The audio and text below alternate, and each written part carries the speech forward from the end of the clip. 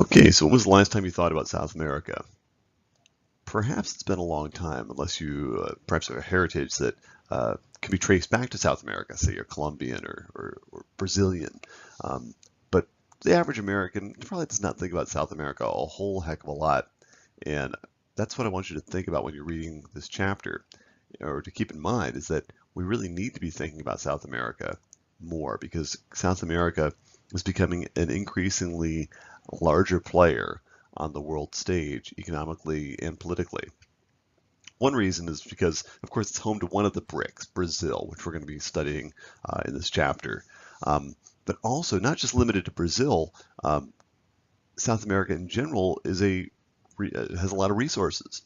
And anytime you have resources that have not been exploited, and especially when you have countries that perhaps aren't able to exploit them themselves, they need outside assistance. They need other governments and other companies from outside the region to invest, to extract those resources.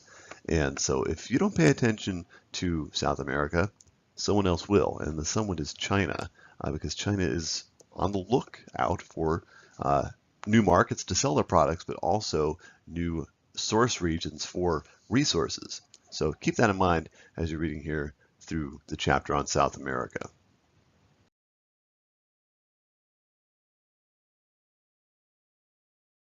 Notice that to get from the Atlantic Ocean to the Pacific Ocean, it's a long way around. In fact, that was the challenge for explorers, was that in order to get from the Atlantic to the Pacific and seek out trading routes, it was a long way around the southern tip of South America.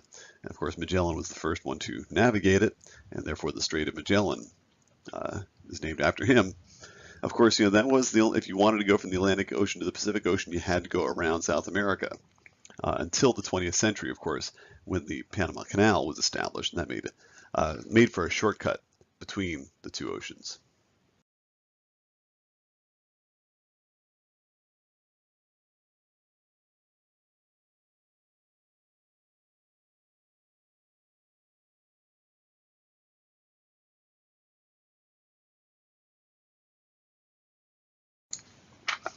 As far as the physiography or the physical geography of South America, one of the real distinguishing characteristics is, unlike Russia, remember Russia was so wide from east to west, South America, the South American realm, spans a large number of latitudes. Notice it's very, very long from north to south. It's really not that wide from east to west, but it is very long from north to south, and therefore you've got the southern tip, which is almost to the 60th parallel. So it's really, really, relatively close to the pole. And of course, you've got the other areas that are firmly locked into the tropics. Ecuador obviously is right on the equator, and so much of northern South America is within the tropics, within essentially 23 degrees of the equator.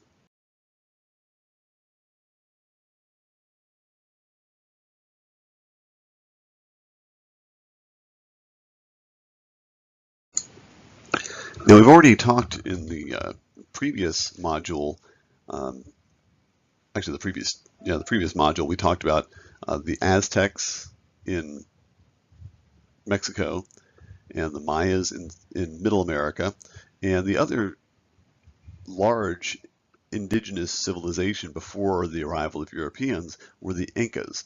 And the Incas were in South America.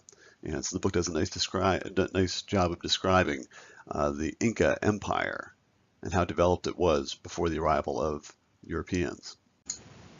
Okay, so this slide discusses the Iberian Invaders. You may recall that terminology back from our module on Europe.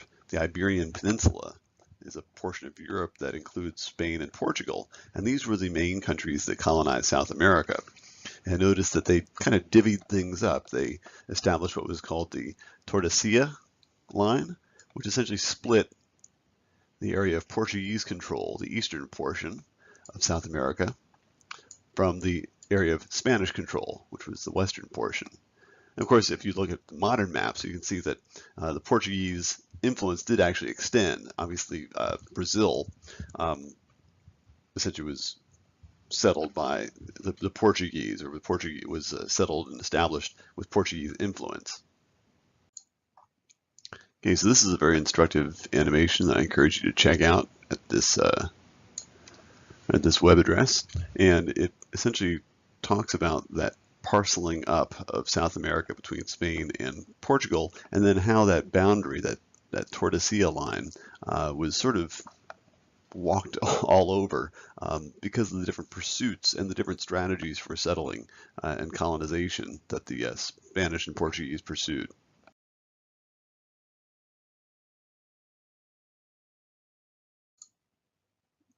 Okay, so this slide references the pre-Columbian population. That's the pre-Iberian invasion population. The true indigenous peoples, the Incas and other tribes, were more dispersed across the entire continent. And now in modern times, after the Iberian invasion and into modern day South America, you can see that the clustering of population is largely across along the coasts. With a lot of very sparse population in the interior of the continent.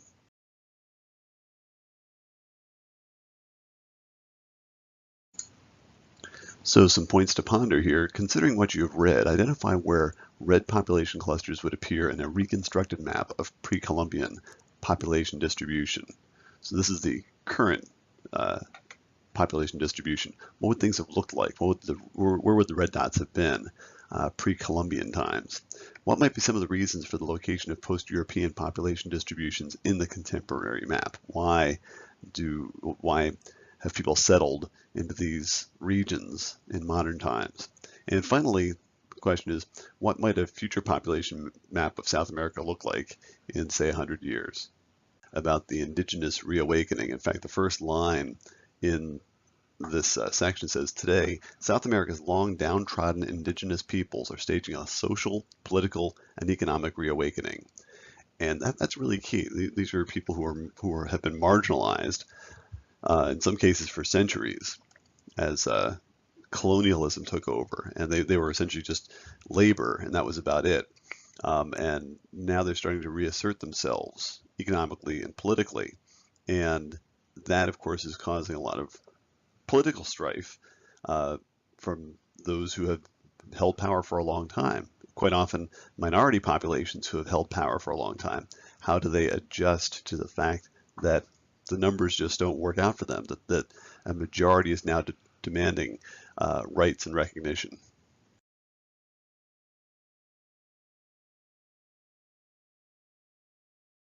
You'll notice that there is a large African ethnic influence in especially areas that were essentially developed by the Portuguese, and that's because of the Portuguese strategy of colonization.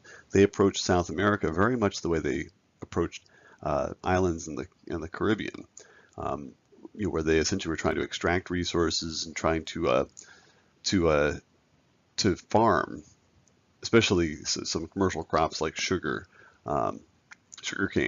which was a labor-intensive practice, and so they needed to have laborers, some being indigenous, but also some slaves were brought in from Africa, and the population in those regions that were essentially colonized by the Portuguese still hold on to those African roots.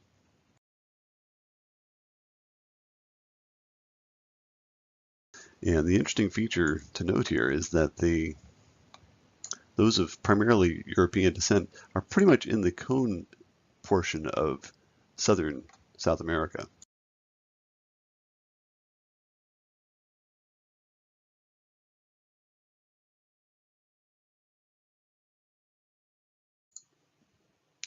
Some points to ponder as you take a look at these two maps. One question being, how does the map of the indigenous and colonial domains conform to the current map of dominant ethnic groups? And what impact might the realm's physiology, remember that's the physical geography, remember we've got this big range of mountains here in the west, the Andes, we've got this big Amazon basin in the northern part of the continent. What impact might the realm's physiology also have on the contemporary ethnic landscape? Remember, I started this chapter by asking if you ever think about South America, and if you do, quite often it's in reference to the Amazon rainforest, and this is a big issue globally because a lot of folks think that the preservation of the Amazon rainforest is key in at least combating global warming to a certain extent, because the Amazon rainforest is a huge carbon sink. It's a good place to store away carbon dioxide because of all the forests there. Of course, people in South America don't necessarily want to preserve the Amazon rainforest, or maybe don't even have a choice in some cases because they need land. And there's two ways of using the land, at least for agriculture. One being a large-scale kind of commercial, and then there's also just subsistence agriculture. Both of them can have environmental impacts, but obviously the large scale can have a more dramatic environmental impact in a shorter time period.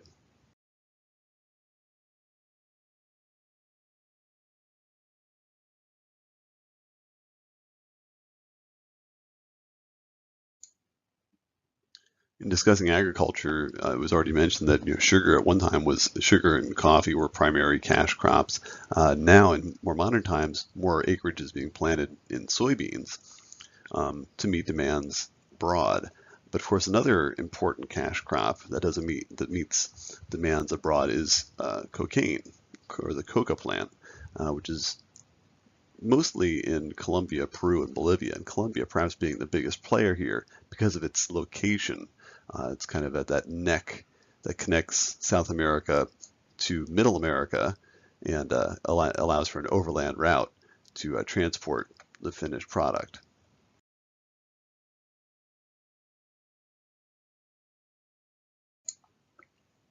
Now, the details about how Colombia is dealing with cocaine and the production of coca is dealt more carefully with in Chapter 5b, in covering the country of Colombia. But this is a good introduction video, particularly just to get a feel for the issues on the supply side. The actual farmers who are growing it. Why are they growing it? What are their options?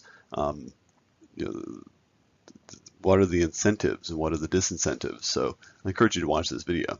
South America is very rich when it comes to minerals and resources and such, but unfortunately, and even other commodities, agricultural commodities, the problem being that economies that are built on resources and agricultural commodities are susceptible to economic downturns a little more than those that can produce a lot of materials, a lot of manufacturing, and also get a lot of outside investment from foreign countries and foreign corporations. So that is the continued goal, is to continue to increase the amount of manufacturing going on in South America.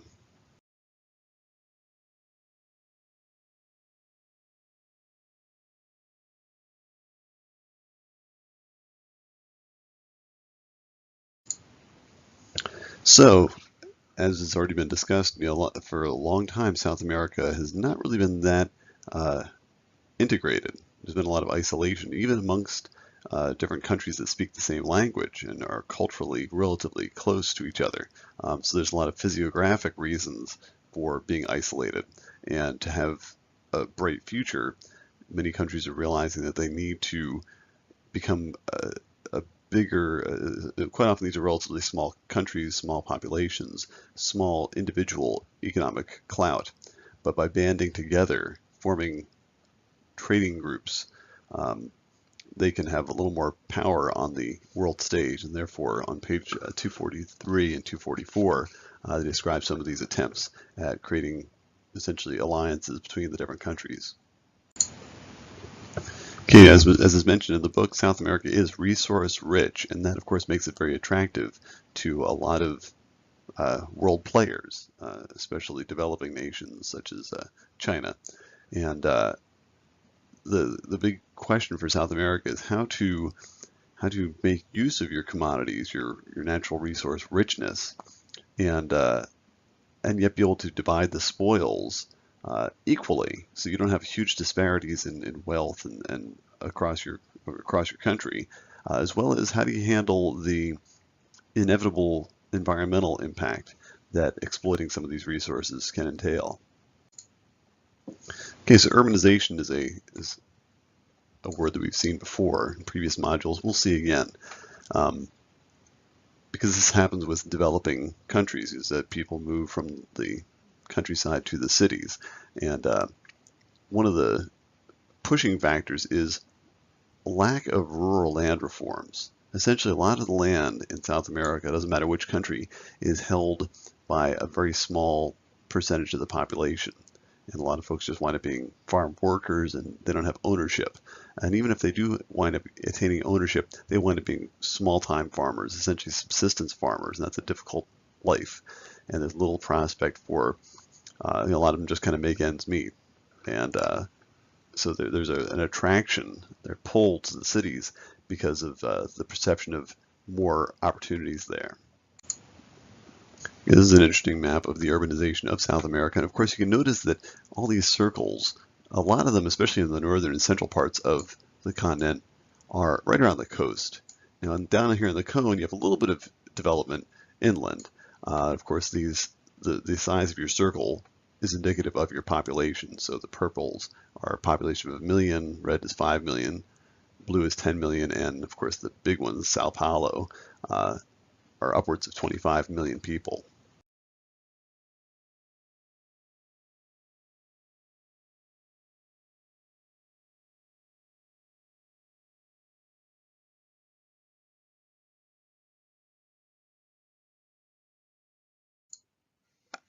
This animation is worth exploring, particularly to notice that this is a model for a typical South American city. And notice how it differs from a typical North American city. North American cities typically you have sort of the poorest populations living in the urban area, with the richer people living outside the city in the suburbs. Whereas in the case of a South American city, you typically have the most affluent folks living close to the center of the city. And as you get farther and farther out, that's where the poor people live. Okay, so we started things out saying that South America is quite often overlooked, but it won't be overlooked for much longer. It has a huge upside, just by virtue of its resources and the continued exploration and discovery of additional resources, particularly in oil, will make it a bigger and bigger player on the world stage. And that's largely because there are other countries around the world that are in need of those resources. And so China is becoming a bigger and bigger player, a bigger trade partner. In fact, it has now eclipsed the US as far as the amount of trade that it does with South America. So this is a very good ending question to ask yourself. Does South America today need or gain from political and or economic relationships with the United States or China? Why or why not? Okay, so even before we get down to the country by country breakdown, we can recognize that South America essentially can be split up into 4 distinct regions. You have the Caribbean North, obviously because it bounds the Caribbean Sea. You have the Andean West. It's these countries that are brown. Notice that Paraguay is kind of a region, is kind of a transition region, but these are right along the spine of the Andes Mountains. You have the southern cone, kind of this triangle-shaped area down here in the southern part of the continent. And then essentially we treat Brazil as a region unto itself because, as was mentioned, it makes up almost half the land area and half the population of the entire continent.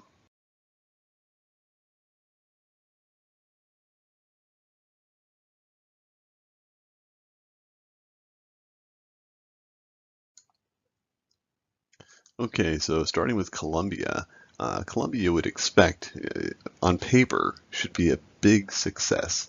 It's got a favorable climate, a good size, a decent population. It's not overcrowded, but it's not so sparsely populated that it couldn't have a good economic future. It's got a vast variety of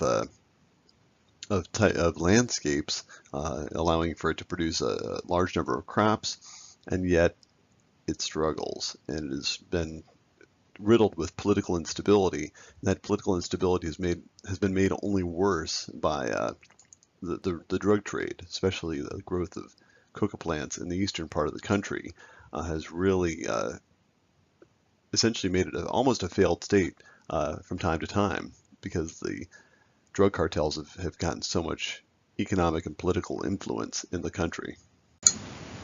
What is very interesting to note in this map is these orange areas. These are areas that are essentially controlled by rebels, people who are opposed to the existing government. Those are huge swaths of rebel-controlled areas. Add to that the drug trade, and you wind up with this little hatched area, this what's called Farclandia. FARC, of course, is a rebel group. It's the Revolutionary Armed Forces of Colombia. And between the political opponents of the government, and then you've got the drug trade, which is essentially an economy that works outside of the government's control. And those two forces have actually learned how to work together to support each other. And that has really sown the seeds of instability in the country. So as we saw in that previous slide, that Farclandia area is actually an insurgent state. Essentially, the rebels are providing all the services in that area that the government normally would provide. Which just shows you the strength of the rebels and the drug cartels in this country. After there was a whole video about the drug war in Colombia. And of course, the U.S. plays a major role in this drug war, in funding it, in supplying fighters. Of course, there's a limited number of troops that the U.S. can have on the ground by treaty in Colombia, so they wound up contracting hired hands to participate in the drug war. But certainly the U.S. is an important player in funding the drug war. And of course, the U.S. is also an important player in creating the drug war to begin with, because we are those that create the demand. So that would be one way of bringing the drug war to an end, would be to curtail the demand, but that is not likely to occur anytime soon.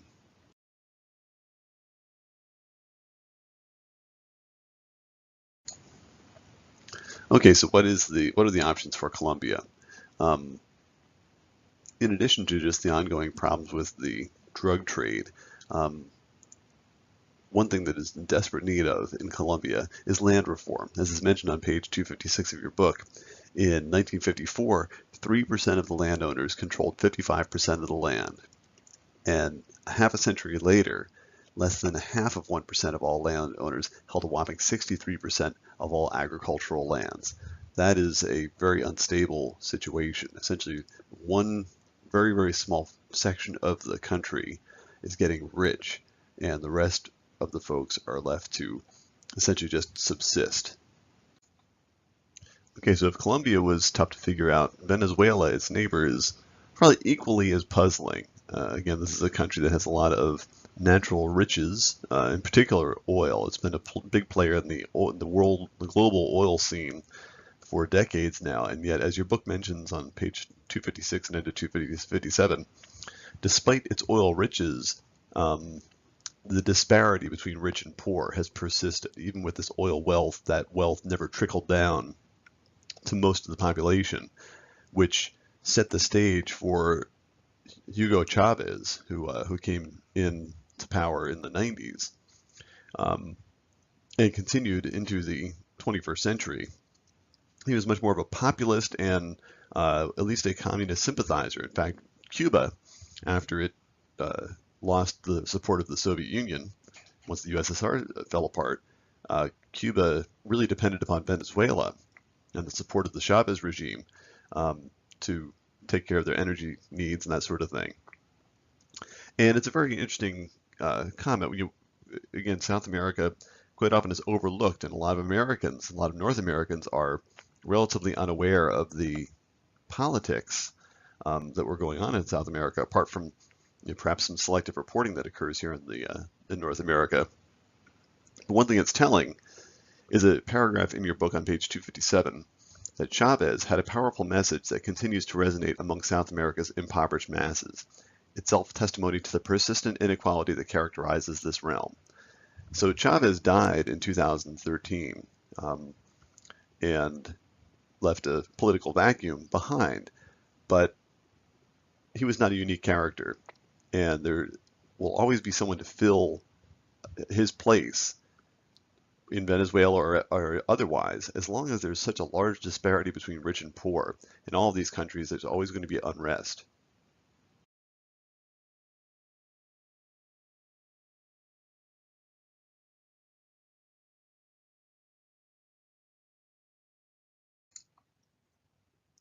Very interesting to see how a democracy can turn into an autocracy very, very quickly, as appears to have occurred during the Chavez regime. He was popularly elected in the late 90s and very quickly started to change the constitution, change the rules a little bit to essentially become an autocrat. And also very interesting that he rode in on a populist wave, but of course, and with the promise of redistribution of the wealth, but inevitably someone's going to feel shortchanged, and the population seemed to feel that the mestizos were favored over people of European background in this redistribution of wealth.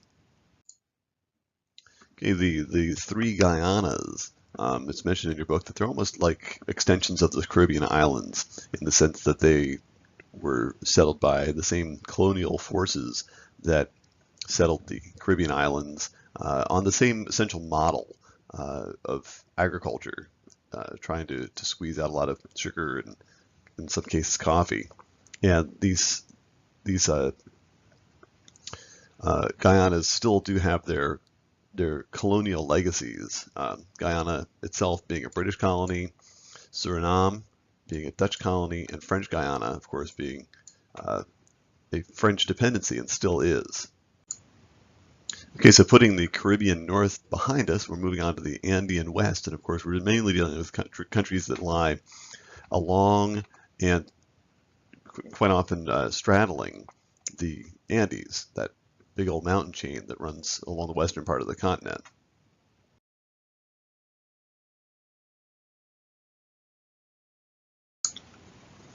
Okay, so Peru is the big player in the Andean West, and as the book describes, you can divide it into three essential sections: to the desert coast, the Sierra, and the Oriente. And the desert coast is quite productive, especially with its agriculture and its fishing. And I encourage you to watch this video about El Nino to show that even something like fishing can be a feast or famine kind of an industry, especially because of weather phenomena. So in this case, it's the El Nino effect that can really impact the fishing industry and therefore the economy of this particular subregion of Peru. As has already been mentioned, one of the challenges for many, many countries in South America is how to balance the rights of the indigenous peoples. The indigenous peoples, especially in the Andean West, are not minorities in some cases. As is mentioned in the case of Peru, 45% of the residents are indigenous. And in Bolivia, as we're going to find out, they're in the majority, there's 55%. So it's very important to balance. You know, a lot of these folks have been economically disenfranchised or marginalized, and now that these countries are starting to enjoy some economic success and there are natural resources to be tapped, the question is, how do you involve those significant and underrepresented minorities, or in some cases majorities? How do you represent them in and have them share in the prosperity of the country? You know, it's really a balancing act. Especially with these new reserves of energy being discovered, and there's a demand for that oil and that gas. The government is under pressure to protect Amazonian peoples and environments, limit foreign involvement, and put domestic needs and rights first. And those are all challenging to these governments that quite often have not been very stable in the past.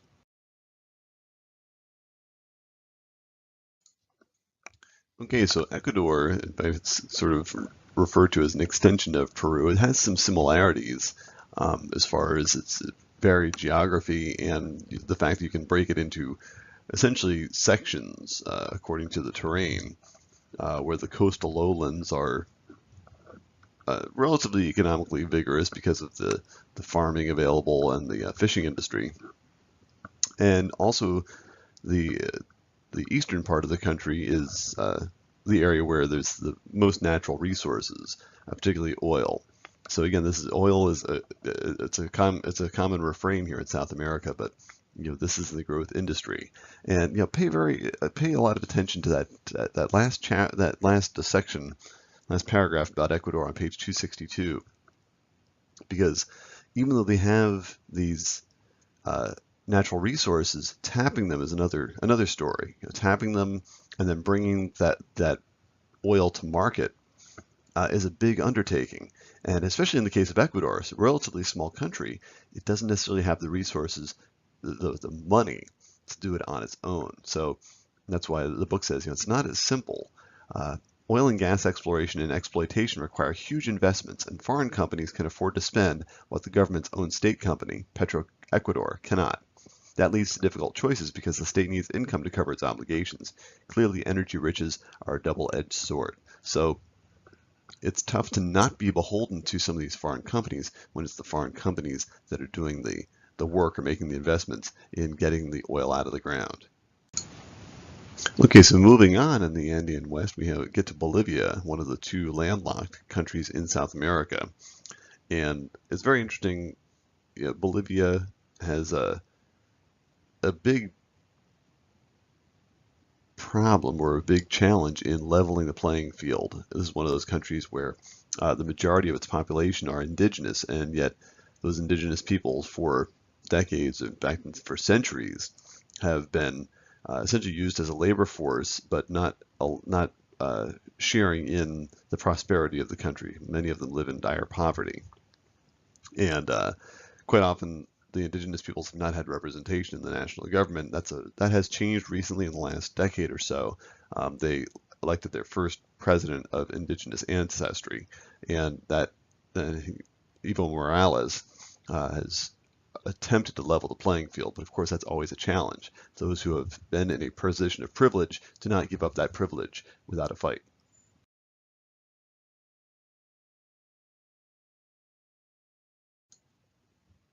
Pay attention to the challenge that Bolivia faces. Notice that in its effort to reconcile past inequalities, the divisions still show up.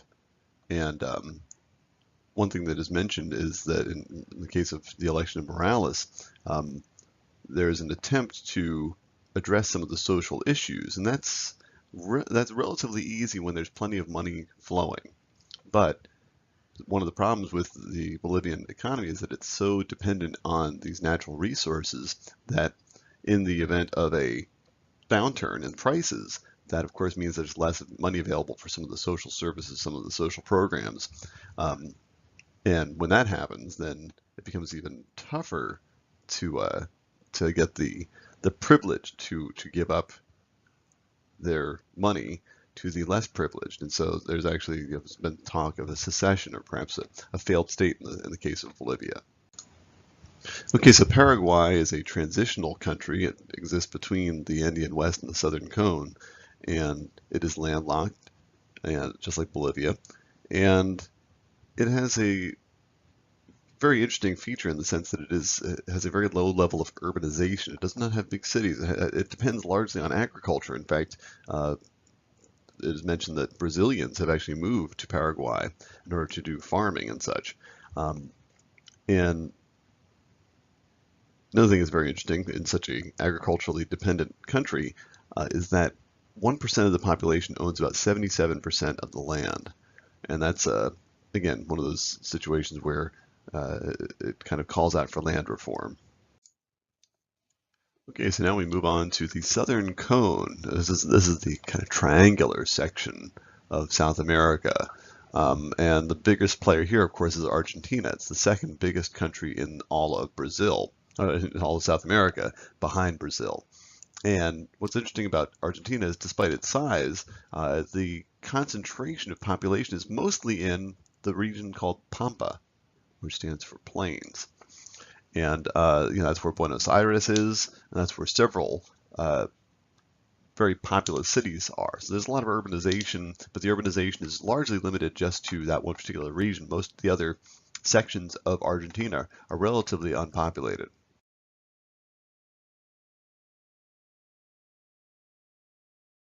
Argentina at one time was one of the richest countries in the world. It certainly doesn't have that same economic muscle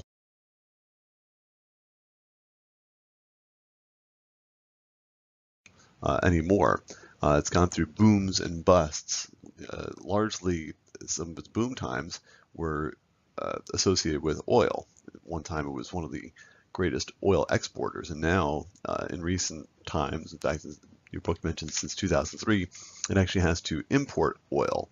And so it's kind of gone through a bust as far as production goes, and that's partly to do with the fact that through somewhat corrupt political administrations, there's not been enough reinvestment in exploration of new oil sources in the country.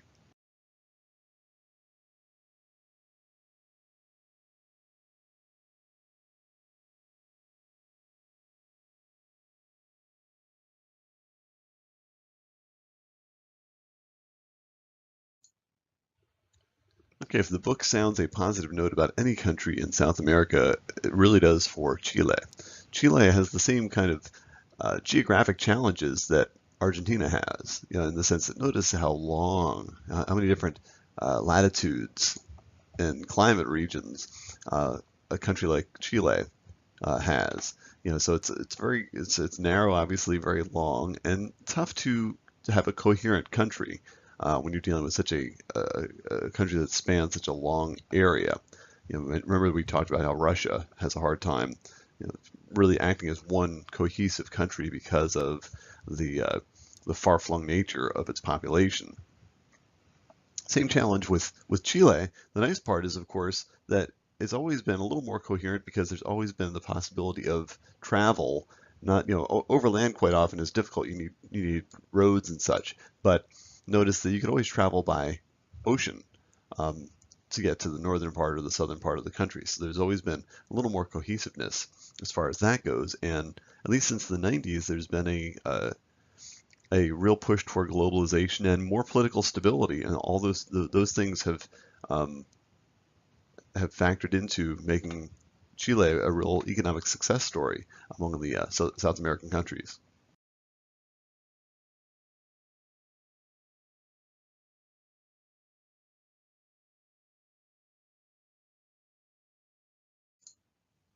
Okay, then Uruguay is painted in a relatively favorable light as well. So you can tell that the southern cone is doing pretty well because Chile was painted in a fairly good light, and Uruguay is also seems to be doing pretty well for itself, largely because of the strength of its agriculture, as well as its strength as a tourist destination. Now, it is mentioned in the book, that Uruguay has attempted to diversify its economy a little bit and wanted to put a big paper mill, and was pressured then by its larger neighbors, Brazil and Argentina, in those pursuits. So that's one of the problems of being a small country, is that quite often you don't have the economic clout or the political clout when you're surrounded by giants such as Argentina and Brazil.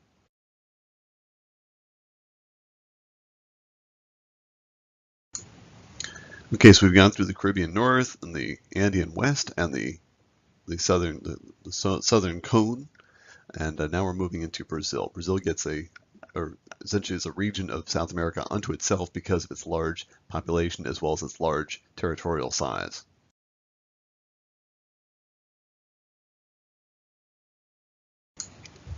A common theme in all these South American countries is inequality, the fact that you have great disparities in the rich and the poor, which is going to happen in almost every society, but seems to be especially marked in South America. So there's mention of these favelas. Favelas are shanty towns, and there are people numbering in the millions who live in these locations of almost dire poverty and minimal services.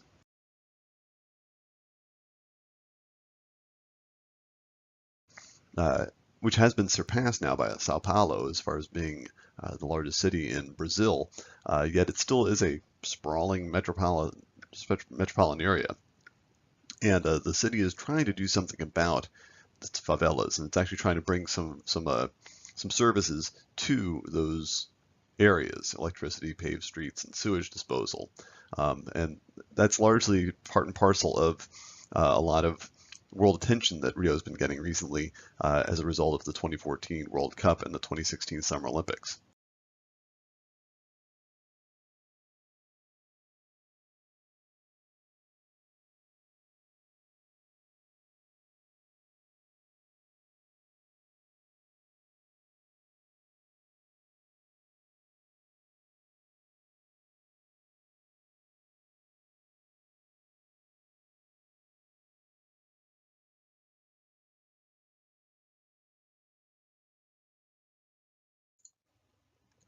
Okay, so this is a good challenge. This geographical challenge will ask you to, first of all, locate the 14 largest cities in South America. And then once you've done that, you'll have to rank them in order of population in the top 10.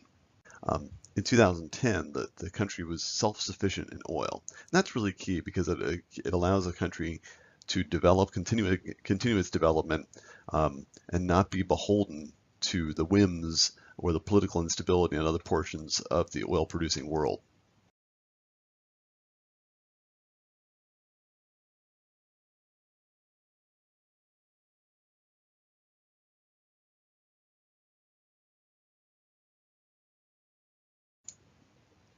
Not only is it self-sufficient, but discovery recently of large oil fields will make Brazil an increasing oil exporter, and that will make it an increasingly important economic player on the world stage, particularly with the energy needs of China and India.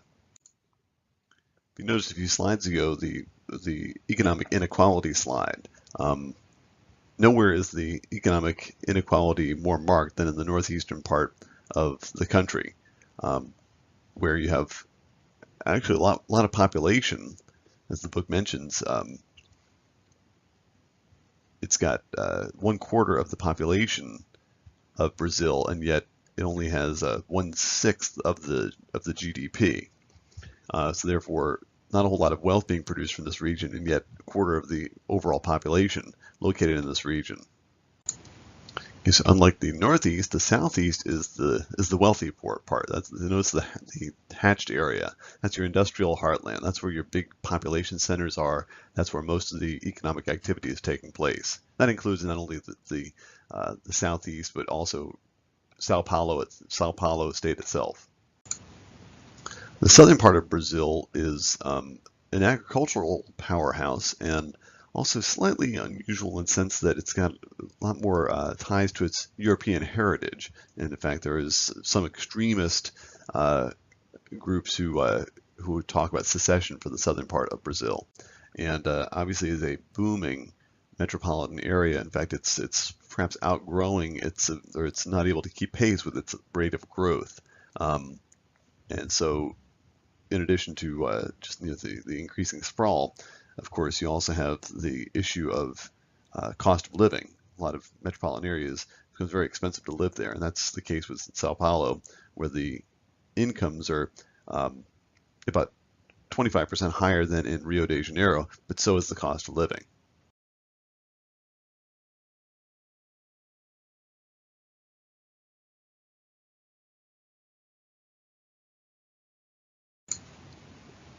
Okay, some questions to consider as we look at two major metro areas in South America, one being Sao Paulo in Brazil, the other one being Buenos Aires in Argentina. It says, consider the maps of Sao Paulo and Buenos Aires. What physical similarities do each have? And what physical differences? And another question for you to ask yourself is, Buenos Aires is a federal capital. It's the capital of Argentina, whereas Sao Paulo is an important industrial city. What cultural variances are noticeable because of these functional differences? One of the challenges for Brazil is that it is a large country, and so it was first colonized around the coast, but the Portuguese expanded inland, and that's still the case. There's still an interest in tying the inland sections to the rest of the country, and an effort in that direction was to relocate the capital of Brazil. At one time, it had been Rio de Janeiro, and Brasilia was chosen as the new capital, moving the federal capital further inland and helping to tie some of the farther reaches closer to that governmental center. Brazil's north is one of those areas where, again, there's development going on, but it has to be smart development. There's a lot of pressures to balance economic development with environmental sustainability. And of course, when you're talking about the Amazon rainforest, that becomes a global issue, not just a Brazilian issue.